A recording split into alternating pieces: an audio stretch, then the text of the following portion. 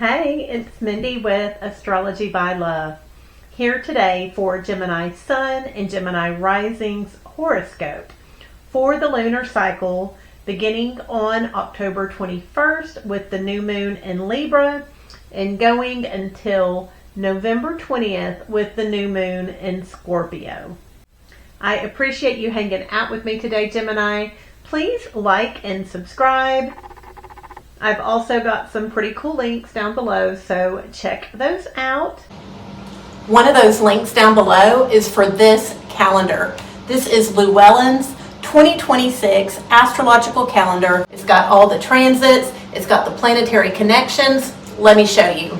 It shows the moon's movement on every day. It shows the planetary connections. If you're wanting to plan your life in advance, pick some good days. This is important. Also want to say congratulations to Daryl Grigsby. He was the winner of Leo Season's free reading. Thank you, Daryl. It was great to do your reading. Check out his reviews in the link below. And we will go ahead and get started. The new moon on October 21st is in the sign of Libra. This is your fifth house. These are your children. This is your childhood. This is creative passion projects. So this is a beautiful new start. So Venus is there blessing it. And this new moon at 28 degrees has a mild square to Jupiter. So Jupiter has been in your second house of finances this year. It's been blessing you financially. This square to Jupiter gives you a little bit of overconfidence, but it feels good. You still have the confidence to do this new thing with your passion projects. So go ahead and get it done, Gemini. You will enjoy this new moon. Then on October 22nd, Neptune, which has been going retrograde in the sky, moves back into Pisces. This is your 10th house. This is the house of career. You normally are easygoing when it comes to career. You think of your career as a spiritual calling. It's a place to be creative. It's a place to be artistic. And this energy that I'm describing also describes Neptune. So with Neptune moving back into Pisces, we may not feel this. You may not see this shift. It's happening, and it's happening on October 22nd. Also on October 22nd, the sun moves in to Scorpio. So Gemini, Scorpio rules your sixth house. This is daily routines and health practices. This is just part of your yearly cycle. This is the time of the year. The sun shines, it's light, and your health practices and daily routines become a little bit more important. Then on October 24th, Mercury in that sixth house as well. So you have been thinking about your daily routines, better able to communicate about your health practices.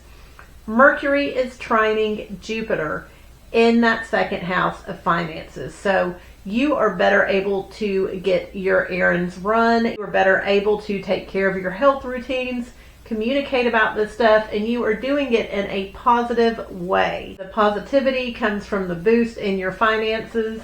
This is a beautiful energy. Also, on that day, the sun, newly in Scorpio and newly in that sixth house, squares Pluto. So Pluto is in the sign of Aquarius. Aquarius is ruling your ninth house. So this is the house of long-term learning, long-distance travel. This is the area of your life you're wanting to master, be a guru at. The sun squaring Pluto is a little bit of an ego crisis. And so going about your daily routines, you may have a crisis of faith. What do I believe? Why do I believe this? This is a fast-moving energy. It is happening on the same day as Mercury trining Jupiter with that positive thinking, that positive attitude. So these energies are kind of conflicting. That happens sometimes. That is on October 24th. Then on October 25th, Mercury is still helping along that sixth house, those communications, getting errands done. Mercury is trining Saturn. So Saturn has recently moved back into that 10th house Yes, Neptune is there as well. Saturn and Neptune don't really get along. So Saturn is all about structure, it's rigid, it likes the rules, it likes tradition. Pisces really isn't about that. But on the 25th, going about your daily routines, you're going to be thinking, yep, structure in my daily life, yep, rules at work, those are okay. That's pretty good stuff. And so this is a fast moving energy, but it does take place on October 25th. Then on October 27th, Mars is also in that 6th house right now in Scorpio. So you've had a lot more energy when it comes to getting errands done. You're a lot more motivated. This is an excellent time to start a workout routine. Mars is trining Jupiter. So being energetic about going and running these errands, being motivated to get your daily stuff done, your health practices, is being helped along by this abundance in your finances. So you are feeling good, you are feeling motivated. We're feeling this energy build up on the 25th, 26th comes to a head on the 27th, but you are going to feel super energetic, able to get all sorts of stuff done on the 27th, Gemini. Then on October 29th, Mercury is still in that 6th house, daily routines and health practices. Mercury trines Neptune. So this is sensitive thinking, sweet thinking, spiritual thinking about work, about what's going on there. This is a very fast moving energy because shortly after that, Mercury moves into Sagittarius.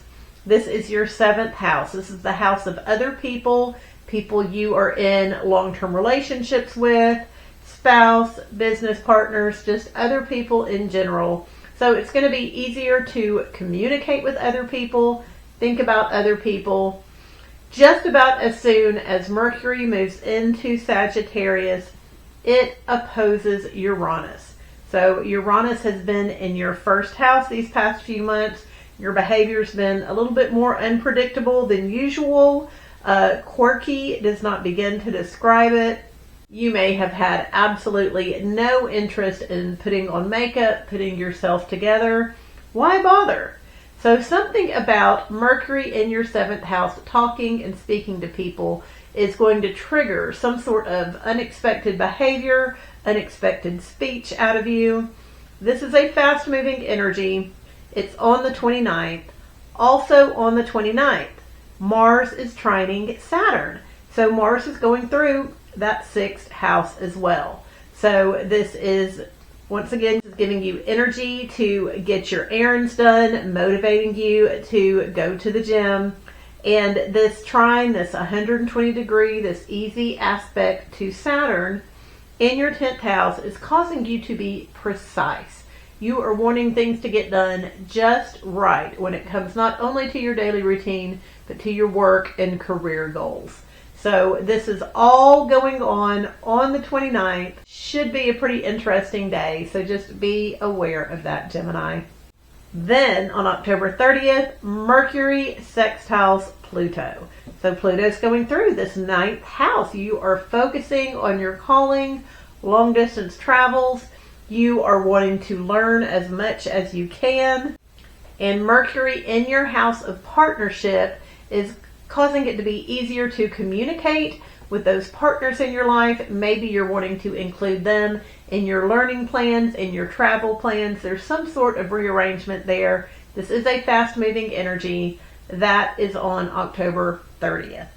Then on October 31st, there are no exact planetary movements, but happy Halloween anyways. Then on November 2nd, Venus, which is in your 5th house. These are your kiddos, your creative and passion projects. You have been enjoying time with the kids, enjoying time being creative. And Jupiter in that 2nd house of finances, Jupiter and Venus that day square. So this is a 90-degree angle. It can cause a little bit of frustration. It's almost the energy of too much fun, too much enjoyment, too much laughter, spending a little bit too much money to have too much fun.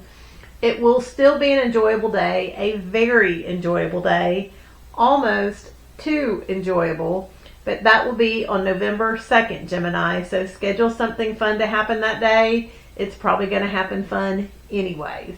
Then on November 3rd, Mars trines Neptune. So Mars is still going through that 6th house, health routines, daily practices. You're motivated to get all that stuff done, and it is trining Neptune. So there is some sort of spiritual motivation from your work. All of a sudden you're feeling like work is your calling again. It's a spiritual destiny, and that is motivating you to get things done in your daily life and practices. This would be a beautiful day to meditate, to pray. This would be a beautiful day to incorporate yoga into your health routine. That is on November 3rd. Then on November 4th, Mars moves into Sagittarius. Just about as soon as it moves into Sagittarius, it opposes Uranus. So this could very much be an argument with someone else, Gemini. So someone may say something aggressive. They just may be competitive or wanting to debate. And you find yourself having a surprise, dramatic reaction to it. Try to be open-minded that day. Know that you could be easily triggered on November 4th, so be aware of that. Then on November 5th, we've got the full moon in Taurus. So this is your 12th house. Taurus rules your 12th house. It's hard to see what's going on in the 12th house. It's the house of the subconscious, the secrets that we don't know about. You will probably have a dream on the 5th, the night of the 5th. You'll remember your dreams. That's probably about all you can expect to see or understand from this full moon. Also during this full moon, Mars is sextiling Pluto. So something about the people in your life, your partner, your spouse's aggressive behavior is causing you to focus more on this learning, this long distance travel. Maybe it's rearranging plans. On November 6th, Mars sextiles Pluto, and it comes exact. So we're feeling the energy under the full moon. There's a little bit of tension there, but it comes exact on the 6th. So just be aware that potentially arguing with your spouse or partner could rearrange some travel plans or some learning plans, Gemini. Also on November 6th, Venus moves into Scorpio. So Scorpio is that 6th house, those daily routines. Venus makes them a lot more pleasurable, a lot more enjoyable. You may enjoy going to the gym more. You could be making some yummy, healthy recipes. Venus is going to be there for the next few weeks, so lean into this and enjoy this energy, Gemini. Then you've probably been feeling the energy build up all week. Uranus on November 7th moves back into Taurus. So it has been in your first house, causing your behavior to be a little unpredictable, maybe causing you not to care what you look like anymore. When Uranus moves back into Taurus, it's going to be in the 12th house of the subconscious. You may feel a little anxious that day. Your sleep habits could become out of whack again, a little bit disturbed. Uranus is going to be there for a few months before moving back into your first house of Gemini. So just hang in there, Gemini. This anxiety, this loss of sleep is only going to happen for another couple of months. So you've got this. Then on November 9th, Mercury stations. So that's what happens when it looks like it stands still in the sky before going retrograde. Mercury is in Sagittarius. This is your 7th house, the house of other people in your life, partners, your spouse. Communication may be difficult with your partners, your spouse that day. Not aggressive, not hard, but just hard to get information out of them. Hard to make sense of it. This is not the time for any sort of deep discussions. When Mercury stations and stands still in the sky, it's typically not a good day for traffic. Technology can be a little iffy. and communication can be a little bit more difficult. People may not be answering the phones, or if they are, they don't know the information you called for. They may be distracted, not able to have the conversations you were hoping for. Just know November 9th is kind of a chill sort of day. So don't run around and get stuff done if you don't have to. Then on November 11th, Jupiter stations in the sky and starts to go retrograde. So Jupiter becomes the 5th planet to be retrograde right now. So if you're kind of feeling held back, a little sluggish, then it's probably these retrograde planets to blame. So when planets are retrograde, they're wanting us to go back over stuff, like go through details with a fine-tooth comb, reflect, think, not be as impulsive, and go. Jupiter is in your second house of finances. This is an excellent time to balance the books, to go back over what all you've spent money on. Is there anything you're wanting to invest? Jupiter will be there for the next few months. So curb your spending for just a little bit, Gemini.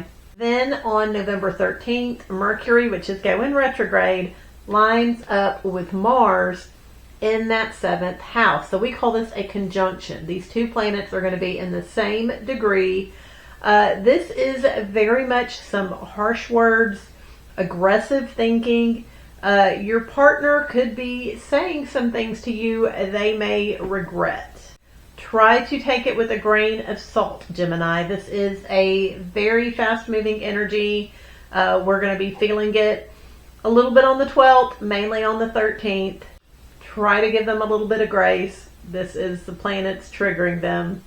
Then on November 17th, the Sun, which is still in Scorpio in that 6th house of your daily routines and health practices, is trining Saturn in your 10th house of career and legacy, and also trining Jupiter that day in your house of finances. This is a very emotionally stable, sort of wholesome energy. So all these planets are 120 degrees away from each other, forming this beautiful triangle. We call it a grand trine. This energy is taking place in your work and money houses, the 2nd, the 6th, and the 10th. So you're going to be feeling good about your money, about work, about your routines. This is a fast-moving energy, but it takes place on November 17th. Then on November 19th, Mercury, which has been going retrograde in the sign of Sagittarius, goes back into Scorpio. So this is your 6th house. This is those daily routines, the health practices. It's an excellent time to fine-tune your health routines, your workouts, the way that you organize your life. Mercury's going to be there for the next few weeks, so this will help you get things done, get things accomplished, hopefully get things more organized, Gemini. And we come to the end of this lunar cycle. On November 20th, we have the new moon in Scorpio. Yes, this is your 6th house yet again. So there is some sort of new start in your health practices and daily routines. This new moon is also happening during a Mercury cazimi. So a Mercury cazimi is when Mercury lines up with the heart of the sun. That is clear thinking. These are aha moments. This is being certain about what we know. It is happening during this new moon, this beautiful new start. Also on the day of this new moon, Uranus sextiles Neptune. So Uranus has recently gone back into that 12th house of the subconscious. You're feeling a little anxious, like maybe someone's out to get you. They're probably not. This sextile to Neptune is in your 10th house. So you're going to have some sort of realization, clarity about your work life. This is very much going to be a new moon of clarity. So take some time to reflect, realize some things. Use this new moon, Gemini. So we are at the end of the lunar cycle. So I appreciate you hanging out with me today, Gemini. Please like and subscribe. Check out those links below, and I will see you again soon.